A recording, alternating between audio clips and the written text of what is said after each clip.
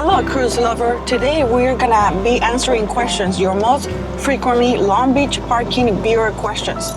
And so we're gonna be doing it on the way to the park to walk our dog, Billy. So we're trying to squeeze everything in for you. So first question, let's see how many we get to. Is parking guaranteed at the terminal? And when should I arrive to secure a spot?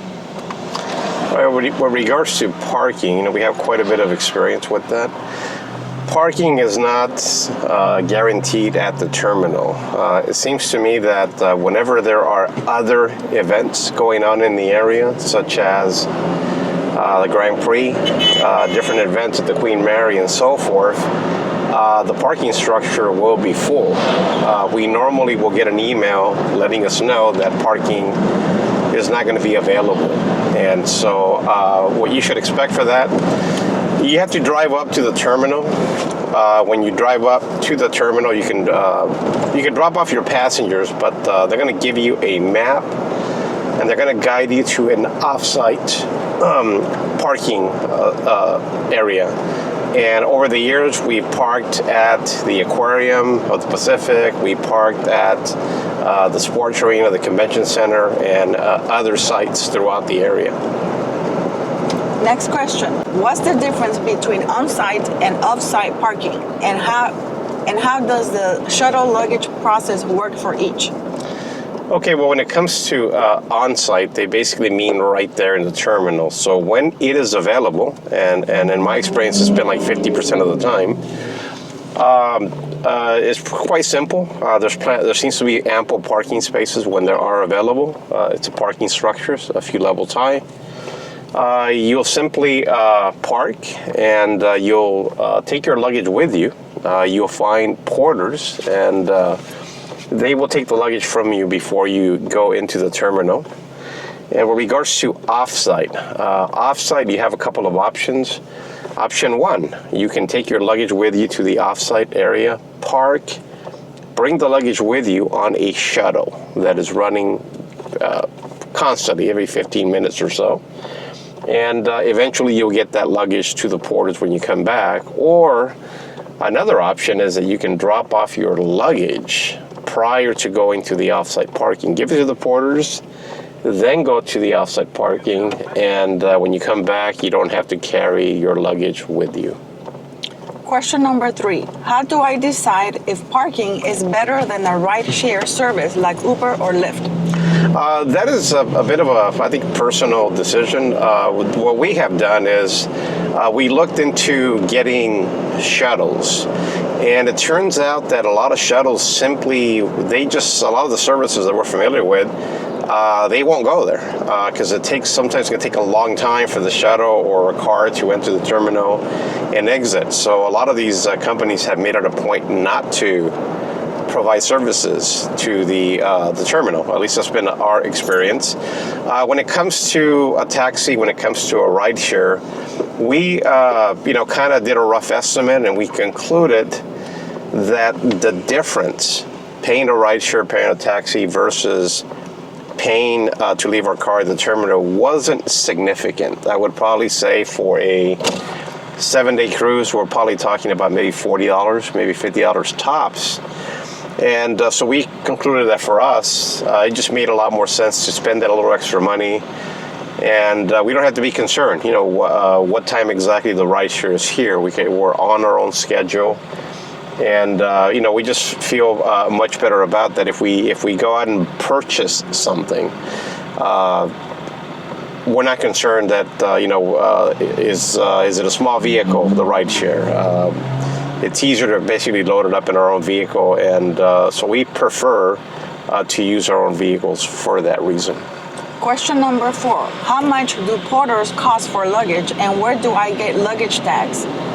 Okay, with regards to the luggage tags, when you go online and you complete all your documentation that the cruise line is going to ask you for, you'll be able to print your boarding documents, your boarding passes, and along with that, you'll also be able to print luggage tags. And you can make as many copies as you want. So that part of it, that's how that's done. With regards to the porters don't actually have, they don't charge you, is what I'm trying to say. But it's customary to tip. And the customary tip is $1 per bag, but there is no actual set fee for that service. Question number 5. What are the fastest, easiest driving directions to the terminal, and should I trust my GPS? Okay, with regards to GPS... And we do have some videos. Yeah, with regards to already. GPS, maybe a while back when we were going to the terminal, I went ahead and put it in the GPS, and what happened is it made us go over this bridge. We got to the other side of the bridge, and there was some construction going on. It made us turn around, go back over the bridge, and so it just seems like it took us the very, very, very long way.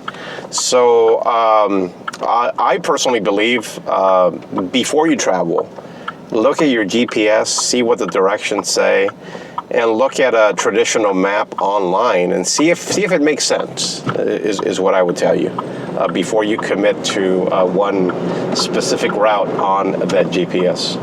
And we do have some videos where we give you a couple of options as to how to arrive and even share those experiences where we basically ended up going the long way. Yep, and I'll put that on the link. And also, even one viewer gave us they gave us a tip on how to get there even quicker, and we did create a video for them. Yeah, so you can watch that one too. I'll put that on the description notes. Okay, number 6. I got a warning about limited parking. What are my alternatives? All right, well, when you get a warning about limited parking, there will be off-site parking. That has never been an issue, like I said before. Your other options in that situation is to maybe have somebody drop you off if you're local. I have actually seen people on the street, walking into the terminal where perhaps their ride did not want to get stuck in there with the traffic. So I think those are basically your only options. If you're not willing to deal with off-site parking, have somebody drop you off if that's possible, or then I would just say consider a ride share in that situation. Question number 7. Can you save money by parking early? Parking early, saving money? I don't think it works that way. I think it might actually cost you even more because the parking, the daily rate seems to be based on a 24-hour period. If they park at the terminal. Or if they park at the terminal, yeah, a 24-hour period. So if you arrive really early on your last day when you debark, it might actually trigger an additional 24-hour period. So it might actually cost you more. There again, I don't see why you would save by parking early. I don't see that happening. Okay, so we got here to the park. We had 10 questions. We only answered 7, which was pretty good actually, more than what we expected. But these 3 questions, if you like this format that we did this, we can continue. You can add more questions, so I can have an additional, a total of 10, 3 plus 7 more. You can add it for next question, which will be part 2. So we are here at the park. We still haven't had lunch, so.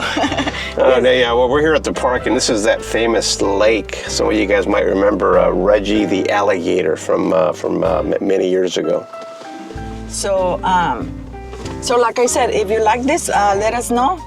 Remember to subscribe to our channel, and we are here to help you the best we can. And so remember, live life on purpose and fulfilled.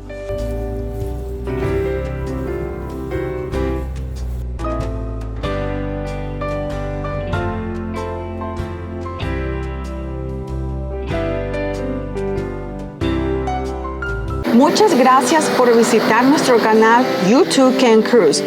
Thank you so much for visiting our channel You Too Can Cruise. click here to subscribe in case you haven't. These are recommended videos that I selected just for you. If you want to learn more, come back for more.